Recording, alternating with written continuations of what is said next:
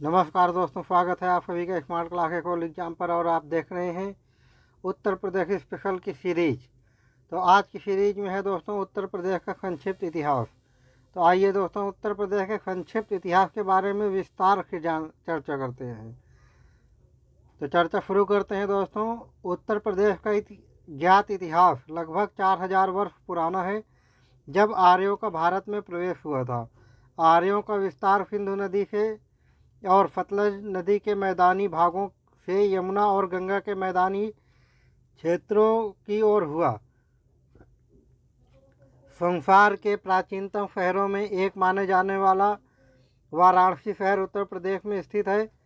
प्राचीन काल में यह मध्य देश के नाम से विख्यात था तथा वैदिक काल में इसे ब्रह्मर्षि देश के नाम से जाना जाता था। इस काल में उत्तर प्रदेश ऋषि मुनियों जैसे भारद्वाज, वशिष्ठ, विश्वामित्र, वाल्मीकि, याज्ञवल्क्य आदि की कर्मभूमि रही है। मुस्लिम काल। इस क्षेत्र में 1000 से 1030 ईस्वी तक मुसलमानों का आगमन हो चुका था। इसके पश्चात लगभग 650 वर्षों तक अधिकांश भारत की तरह उत्तर प्रदेश पर भी पहले दिल्ली सल्तनत और फिर मुगल वंश का शासन रहा। 1506 में सिकंदर लोदी ने अपनी राजधानी दिल्ली से बदलकर आगरा को बनाया, जो कि 1638 में, ये ईस्वी की बात हो रही है दोस्तों, 1638 ईस्वी में शाहजहाँ द्वारा फिर के दिल्ली स्थानांतरित करने तक मुगल शासन की राजधानी दिल्ली रही। मुगल काल के दौरान अकबर ने आगरा के निकट 1569 यानी 1569 ईस्वी में फतेहपुर सीकरी का निर्माण करवाया, जो कि 1571 से 1585 तक मुगल काल की राजधानी भी रही। ब्रिटिश काल। 1856 ईस्वी में ईस्ट इंडिया कंपनी ने अवध पर पूर्ण रूप से अधिकार स्थापित कर लिया और इसे 1877 ईस्वी में पश्चिमोत्तर प्रांत में मिला लिया गया, जिसके पश्चात इसका नाम उत्तर पश्चिमी प्रांत आगरा एवं अवध कर दिया गया। 1902 में इसका नाम बदलकर आगरा एवं अवध तक संयुक्त प्रांत कर दिया गया। आगरा एवं अवध का संयुक्त प्रांत कर दिया गया 1902 में इसका नाम बदलकर। 1937 में इसका गठन संयुक्त प्रांत के नाम से किया गया तथा 24 जनवरी 1950 को इसका नाम संयुक्त प्रांत से बदलकर उत्तर प्रदेश कर दिया गया। यानी 24 जनवरी 1950 को संयुक्त प्रांत से उत्तर प्रदेश का नाम पड़ा दोस्तों बदलकर। इसीलिए उत्तर प्रदेश दिवस 24 जनवरी को ही मनाया जाता है। स्वतंत्रता संग्राम में योगदान। सन 1857 में प्रथम स्वतंत्रता आंदोलन की शुरुआत उत्तर प्रदेश से ही हुई। यह विद्रोह 10 मई 1857 में मेरठ से शुरू हुआ और झांसी, कालपी, कानपुर, लखनऊ, बिठूर, अवध, वाराणसी, बलिया एवं आजमगढ़ स्थानों में फैल गया। इसके अतिरिक्त असहयोग आंदोलन और सविनय अवज्ञा आंदोलन जैसे आंदोलन में भी प्रदेश का सहयोग देखने को मिला। 1925 में लखनऊ के निकट काकोरी षड्यंत्र को अंजाम दिया गया। उत्तर प्रदेश ने ही भारत को सर्वाधिक 8 प्रधानमंत्री दिए, जिनमें जवाहरलाल नेहरू, लाल बहादुर शास्त्री, इंदिरा गांधी, राजीव गांधी, चौधरी चरण सिंह, वीपी सिंह, अटल बिहारी वाजपेयी आदि प्रमुख हैं। विभाजन। 1990 के दशक में वर्तमान उत्तराखंड क्षेत्र में अपेक्षाकृत कम विकास को लेकर स्थानीय लोगों के द्वारा अलग राज्य की मांग को लेकर व्यापक आंदोलन छेड़ा गया। अंततः 9 नवंबर 2000 को उत्तर प्रदेश से पृथक करके एक नए राज्य उत्तराखंड का गठन किया गया। यानी कि उत्तराखंड का गठन 9 नवंबर 2000। प्रयाग में विश्व प्रसिद्ध कुंभ मेला इसके वैभव एवं सांस्कृतिक उच्चता का परिचायक है। पाषाण काल। उत्तर प्रदेश के मेरठ तथा सहारनपुर जिले से ताम्र पाषाणिक संस्कृति के साक्ष्य प्राप्त हुए हैं।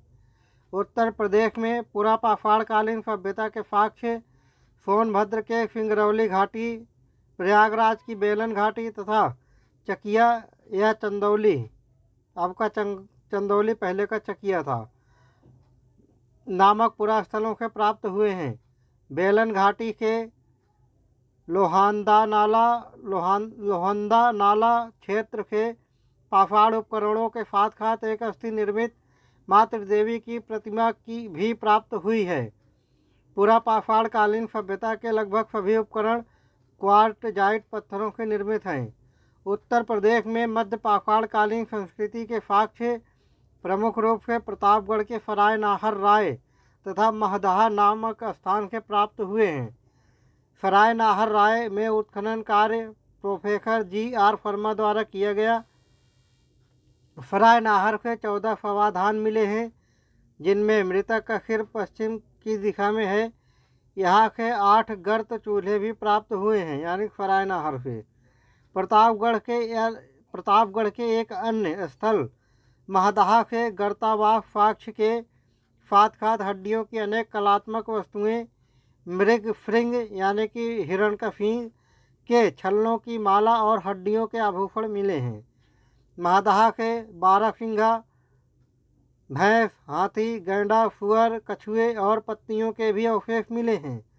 प्रतापगढ़ के दमदमा पुरास्थल से हड्डी एवं सींग के उपकरण व आभूषण, गर्त चूल्हे तथा 41 समाधान मिले हैं।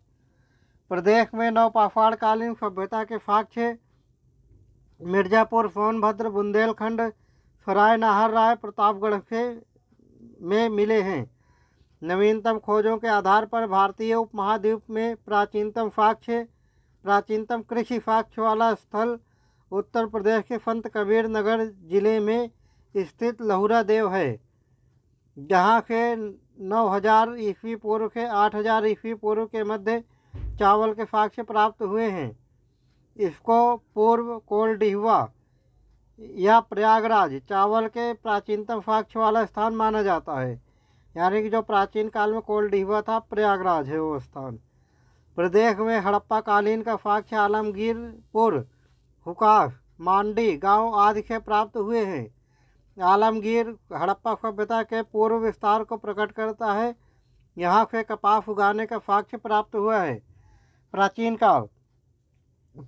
काल में गंगा के मैदान में स्थित उत्तर प्रदेश का क्षेत्र मध्य देश कहलाता था। उत्तर वैदिक संस्कृति का मुख्य केंद्र मध्य देश था। महाजनपद 16 महाजनपदों में 8 महाजनपद कुरु, 1 कुरु, 2 काफी, 3 पांचाल, 4 कौशल, 5 मल्ल, 6 चेदी, 7 वत्स और 8 सूरसेन आधुनिक उत्तर प्रदेश में स्थित है। ये सारे महाजनपद 8 महाजनपद आधुनिक उत्तर प्रदेश में स्थित थे।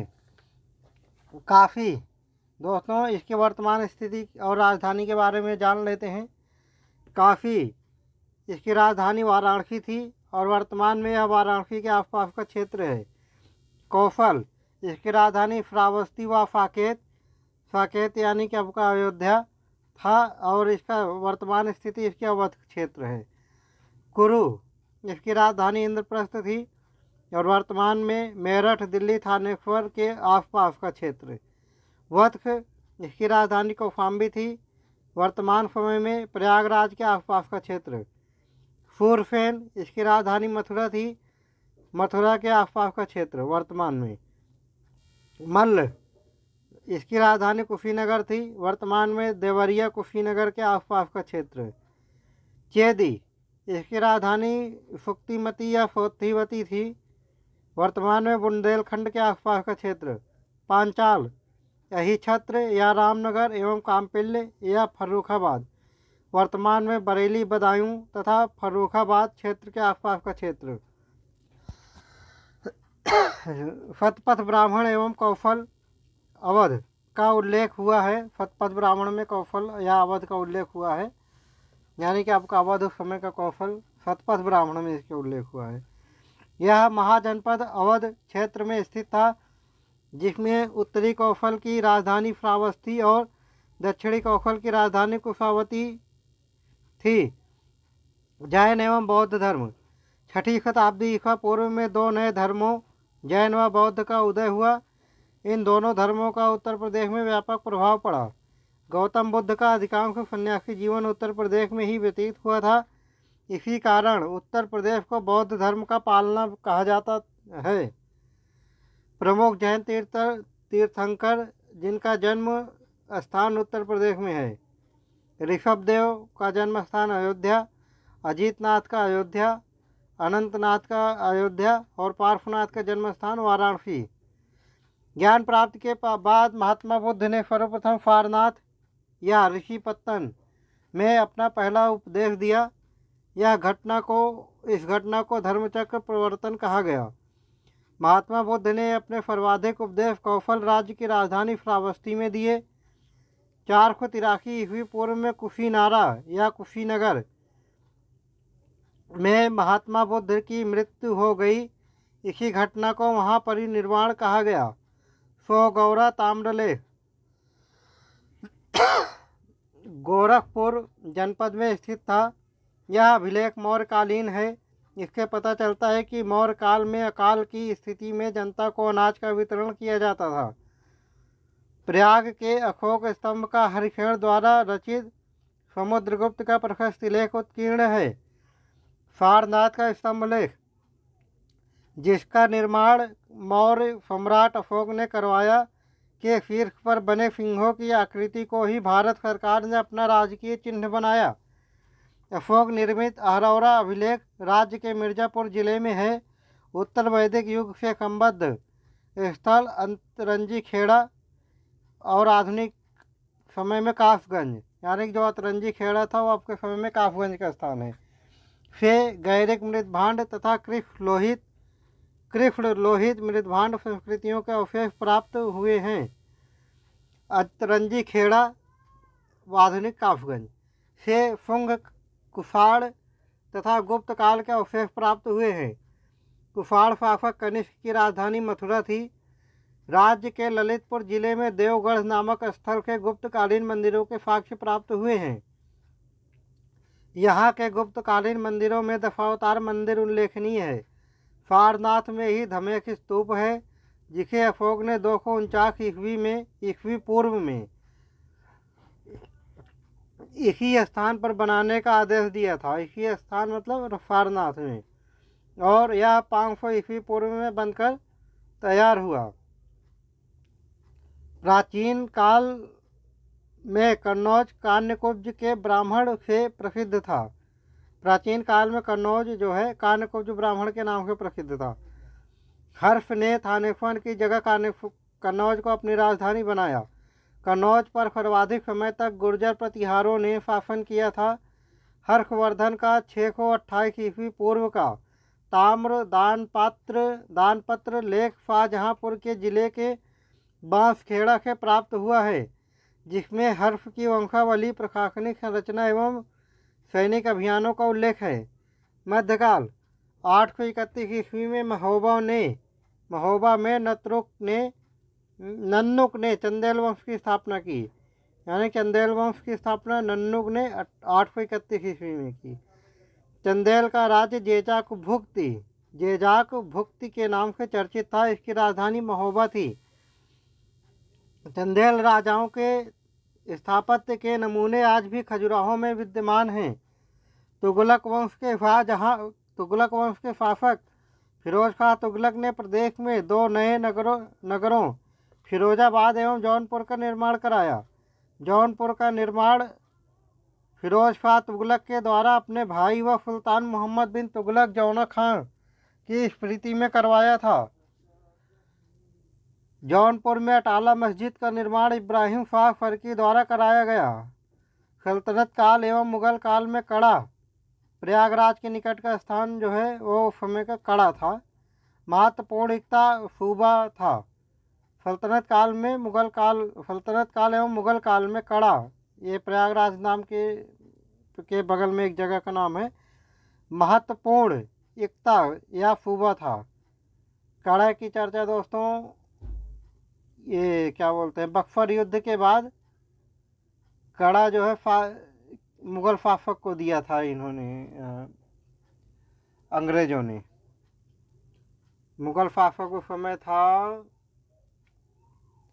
बहादुर शाह, शाह आलम द्वितीय था। इसको अंग्रेज़ों ने कड़ा जो है दिया था।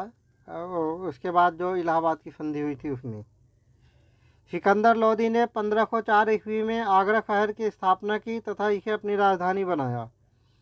सूफी संत शेख निजामुद्दीन औलिया एवं इतिहासकार अब्दुल कादिर बदायूनी का संबंध बदायूं से ही था। इतिहासकार जियाउद्दीन बरनी बुलंदशहर जिले में स्थित बरन का निवासी था। नूरजहां ने आगरा में अपने पिता एतमादुद्दौला का मकबरा बनवाया था। बादशाह अकबर ने प्रयागराज की पुनर्स्थापना कर इसे इलाहाबाद नाम दिया था। सलीम यानी कि जहांगीर का जन्म फतेहपुर सीकरी में हुआ था। 1613 ईस्वी में ओरछा शासक वीर सिंह बुंदेला ने झांसी की स्थापना की। उत्तर मध्यकाल 1764 ईस्वी में हुए बक्सर के युद्ध में बंगाल के नवाब मीर कासिम, अवध के नवाब शुजाउद्दौला और मुगल बादशाह शाह आलम द्वितीय की सेनाओं ने सम्मिलित रूप से अंग्रेजों के विरुद्ध युद्ध किया परंतु पराजित हुए। 1765 में इलाहाबाद की संधि बक्सर के युद्ध के उपरांत अंग्रेजों एवं मुगल बादशाह के मध्य हुई। शुजाउद्दीन दौला ने 1773 ईस्वी में वारेन हेस्टिंग के साथ बनारस की संधि की। दोस्तों, यही इलाहाबाद का युद्ध और बक्सर का युद्ध और इलाहाबाद की संधि है जिसमें अंग्रेज़ों ने कड़ा को जो है मुगल बादशाह शाह आलम द्वितीय को दिया था। अभी हमने चर्चा की थी।